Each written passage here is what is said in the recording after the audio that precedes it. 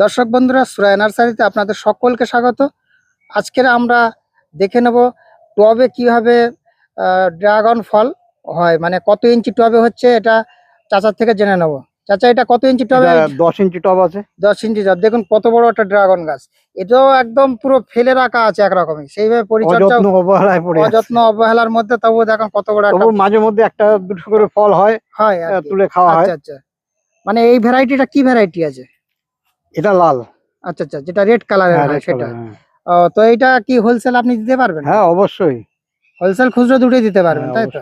তো আমরা আজকের এই ভিডিও থেকে জেনে নেবো আপনার নার্সারির ঠিকানাটা। ঠিকানা হলো কেন্দুয়া, গোপালপুর, হাড়োয়া থানা।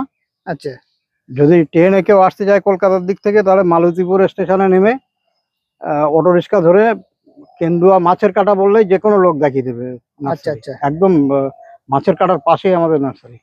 তো আপনার কন্ট্যাক্ট নাম্বারটা? 6295289714। আচ্ছা, আপনারা সরাসরি এই নাম্বারে যোগাযোগ করতে পারেন।